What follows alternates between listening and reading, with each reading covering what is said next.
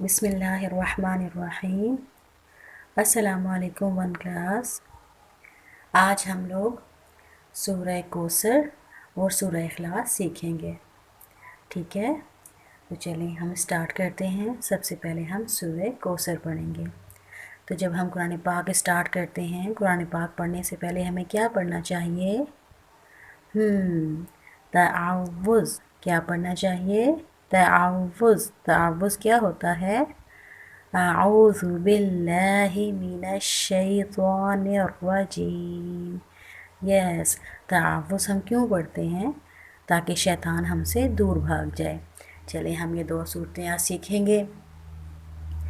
اعوذ باللہ من الشیطان الرجیم، بسم اللہ الرحمن الرحیم، إنا أعطيناك الكوثر فصل لربك وانحر إن شانئك هو الأبتر، بسم الله الرحمن الرحيم، إنا أعطيناك الكوثر فصل لربك وانحر إن شانئك هو الأبتر،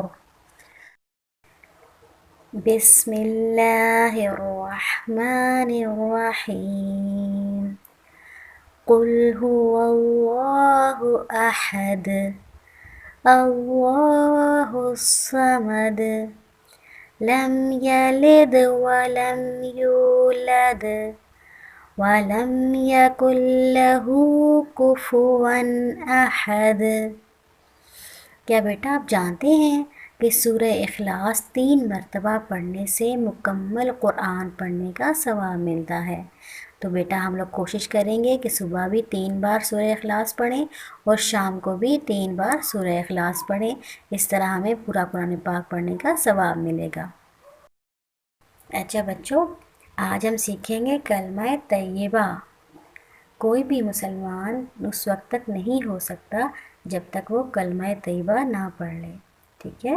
آج ہم کلمہ طیبہ یعنی کہ پہلا کلمہ سیکھیں گے۔ چلے میرے ساتھ پڑھیں۔ لا الہ الا اللہ محمد رسول اللہ، لا الہ الا اللہ محمد رسول اللہ۔ اس کا ترجمہ ہے اللہ کے سوا کوئی عبادت کے لائق نہیں، محمد صلی اللہ علیہ وسلم اللہ کے رسول ہیں۔ ہم نے بیٹا یہ کلمہ بھی یاد کرنا ہے اور اس کا ترجمہ بھی یاد کرنا ہے۔ ترجمہ پھر دیکھتے ہیں۔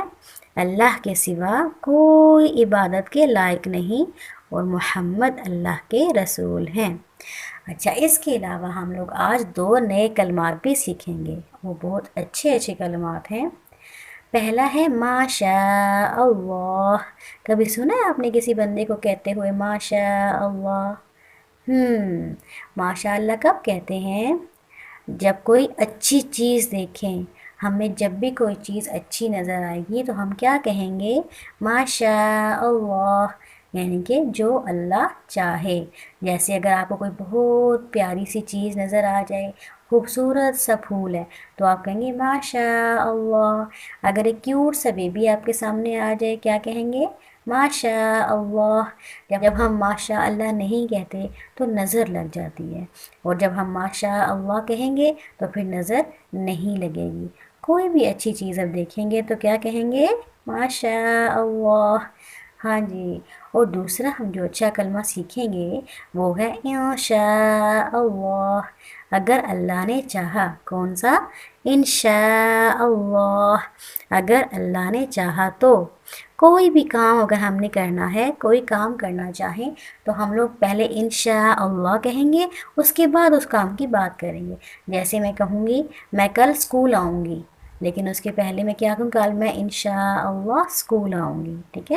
جب بھی آپ کہیں گے کہ میں نے یہ کام کرنا ہے، اس سے پہلے کیا کہیں گے، انشاءاللہ، اگر اللہ نے چاہا، کیونکہ جب تک اللہ نہیں چاہے گا ہم کچھ نہیں کر سکتے، اللہ چاہے گا تبھی سارے کام ہوں گے، ٹھیک ہے؟ اچھا، اب آپ لوگ بتائیں، مجھے کوئی ایگزامپل دیں کہ آپ نے کل کیا کام کرنا ہے۔